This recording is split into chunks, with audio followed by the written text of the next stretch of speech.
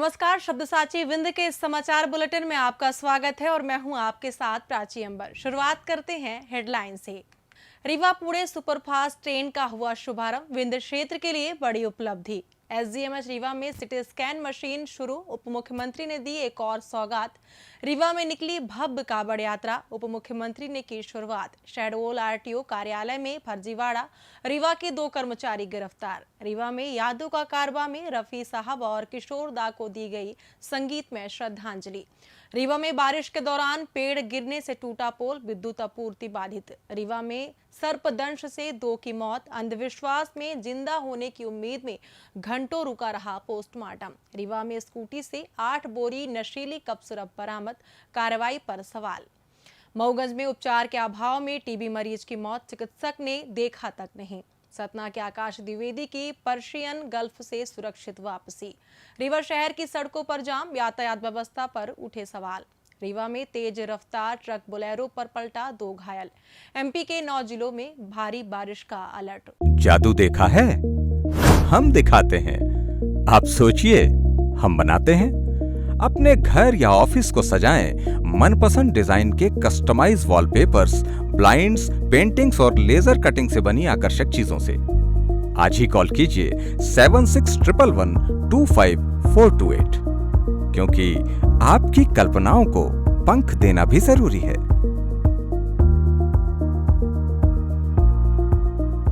अब खबरें विस्तार से।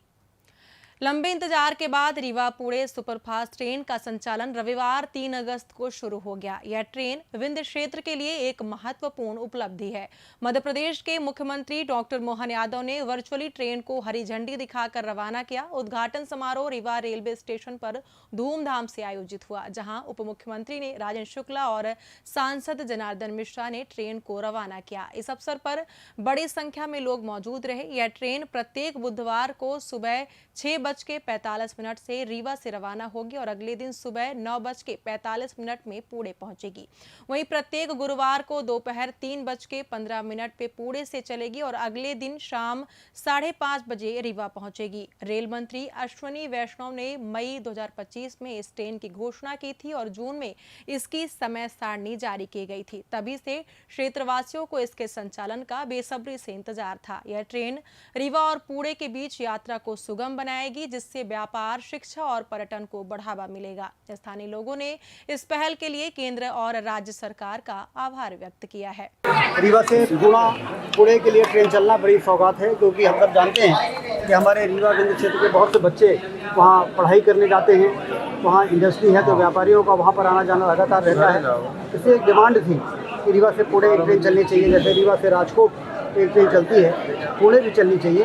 तो मैं सांसद जी को बधाई देता हूँ कि उन्होंने मजबूती के साथ पैरवी की, रेल मंत्री से मिले और प्रधानमंत्री जी को धन्यवाद देता हूँ कि रीवा में जो इतना पोटेंशियल है, लगातार बढ़ती हुई कनेक्टिविटी रेलवे की, ये हमारे आर्थिक तरक्की को बढ़ाने वाला साबित होगा। रीवा के संजय गांधी अस्पताल के रेडियोलॉजी विभाग में सिटी स्कैन मशीन की सुविधा शुरू हो गई है। उप मुख्यमंत्री राजेंद्र शुक्ल ने नई सिटी स्कैन मशीन का उद्घाटन किया। यह अस्पताल में स्वास्थ्य सुविधाओं को मजबूत करने की दिशा में एक और कदम है। 2 दिन पहले उप मुख्यमंत्री ने ही अस्पताल में एमआरआई मशीन का उद्घाटन किया था।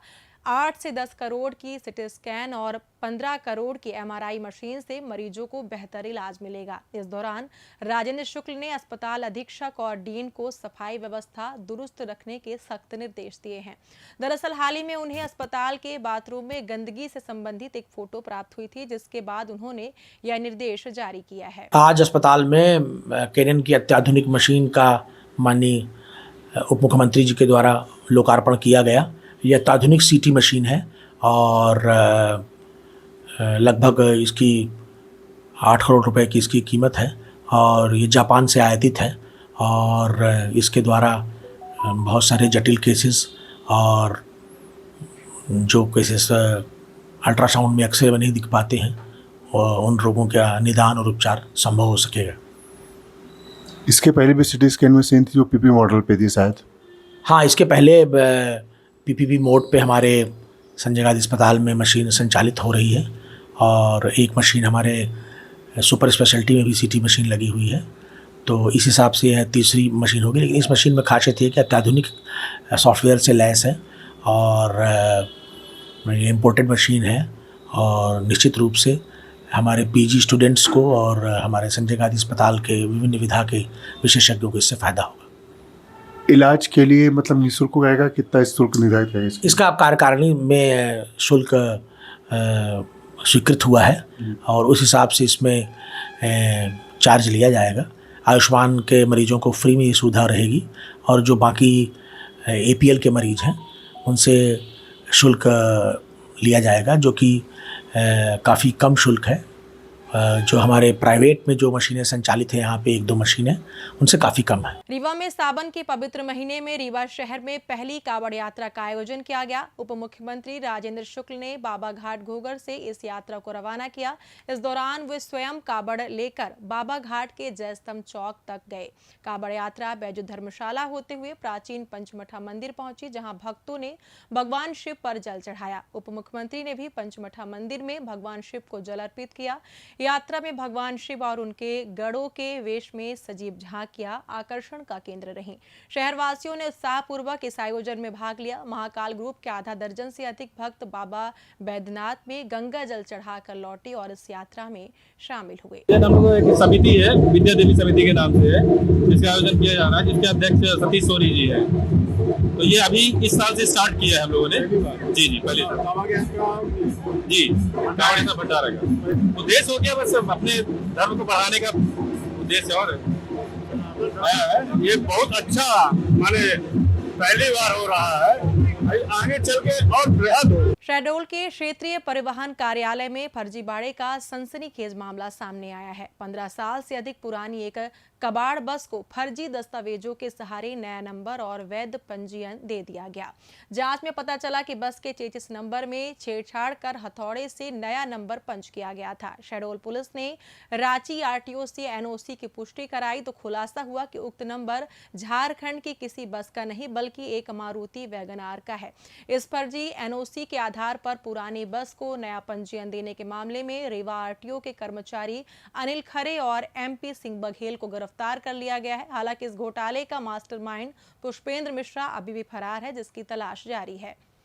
रीवा शहर के म्यूजिक लवर्स ग्रुप और उभरते कलाकारों ने यादों का कारवा संगीत सभा का आयोजन कर महान गायकों मोहम्मद रफी और किशोर कुमार को श्रद्धांजलि अर्पित की। स्थानीय मधुर मंगलम विवाह घर में आयोजित इस कार्यक्रम में उनके कृतित्व और सुरीले जीवन को याद किया गया।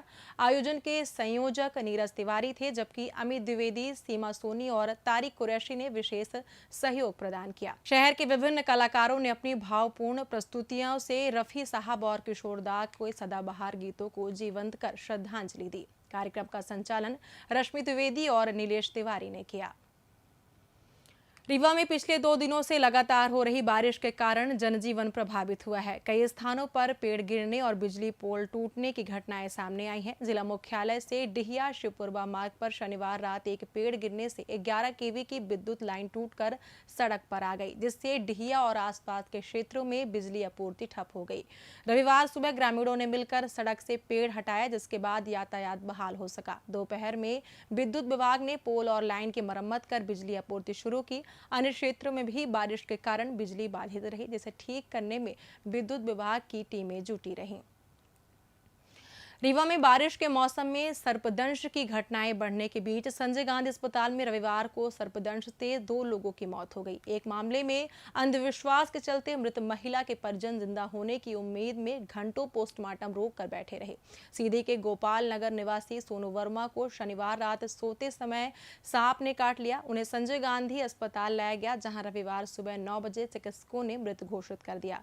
इसके बावजूद परिजन अंधविश्वास में पड़कर रायपुर करशियान से दवा लाए और यह दवा करते हुए कि खिलाया कि इसका सेवन कराने से 1 घंटे में वह जिंदा हो जाएंगी। इस उम्मीद में वे घंटों बैठे रहे, जिससे पोस्टमार्टम में देरी हुई। परिजन बिना पोस्टमार्टम शव ले जाने की जिद पर अड़े थे, लेकिन चिकित्सकों और पुलिस के समझाइश के बाद वे पोस्टमार्टम के लिए राजी हुए। इसी तरह सिमरिया थाना क्षेत्र के पटना निवासी गंगा प्रसाद साहू की भी सर्पदंश से मौत हो गई। गोपालपुर। क्या घटना हुई? ये सांप काटने से। क्या नाम है लड़की का? सोनू वर्मा। कितने साल की है? 40 साल। 40 साल। कहाँ सांप काट लिया? घर में। मतलब क्या करने गई थी? अरे घर में सो रही थे। सो रही थी। तो सांप काटने के बाद फिर यहाँ लाए तो डॉक्टर ने तुरंत मत घोषित कर दिया कि पहले जिंदा थी। पहले तो जिंदा थे।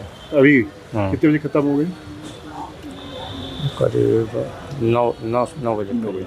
अभी कुछ झाड़ने फूकने की व्यवस्था भी, कुछ दवाई ववाई भी खिलाई है? दवाई तो अभी खिलाए हैं, तो कुछ उसका क्या असर नहीं? असर नहीं हुआ है उसको। ऐसा दवाई खिलाए थे? दवाई खिलाए। कितने बजे खिलाए दवाई? दवाई 10 बजे करीब। 10 बजे खिलाए। कौन कौन कहाँ से ये दवाई लाए थे? दवाई कहाँ से ले आ रहे हैं? गाँव से लाए थे, कौन से गाँव? रायपुर। कौन से गाँव से दवाई लाए थे? रायपुर पटना से। रायपुर पटना से। कौन है ये जो दवाई देते हैं? ये हैं हमारे यहाँ के दादा हैं, वो देते हैं दवाई।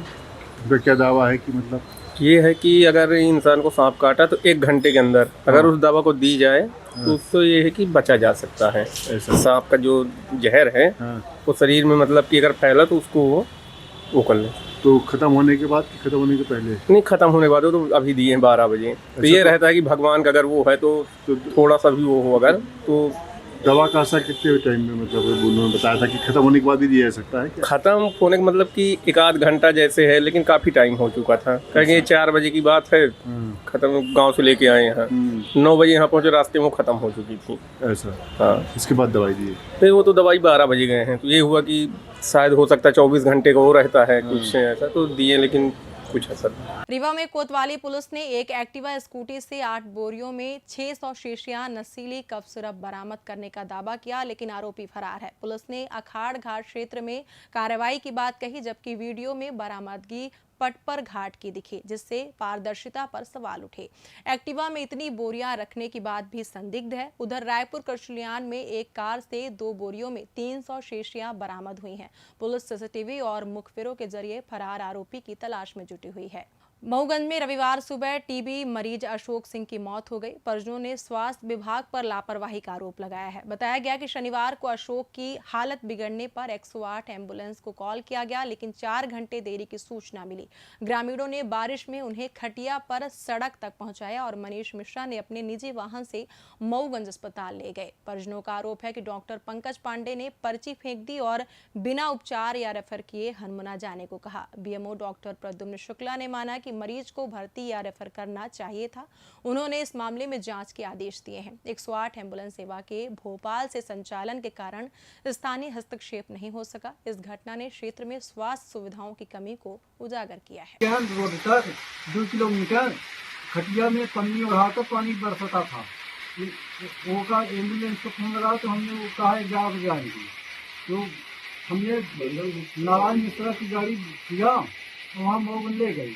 तो वहाँ डॉक्टर ने पर्ची कटवा तो डॉक्टर ने देखा, पर्ची फेंक दिया, भर्ती नहीं किया। और रात भर हमने कहा कि रोकने के लिए डॉक्टर ने बोला तो कहा धर्मशाला है, यहाँ हॉस्पिटल है, यहाँ नहीं रुकने देंगे। जो हमारे संज्ञान में आया है तो उसमें यह पता चला है हमको, उसमें यह है कि मरीज आया था, उसका ट्रीटमेंट किया गया था।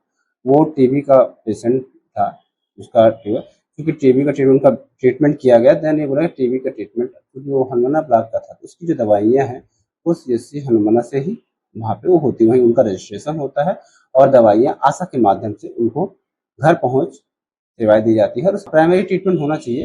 मेरे ख्याल से जो पर्ची आपने दिखाई है उससे प्राइमरी ट्रीटमेंट हुआ है।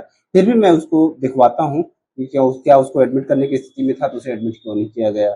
यदि उसका एडमिट करने के या हमारे लेवल पे नहीं था तो उसे हायर सेंटर पे काहे रेफर नहीं किया गया, उसको मैं दिखवाता हूँ। तो हम पता करेंगे, क्योंकि एम्बुलेंस को तो तत्काल पहुंचना चाहिए।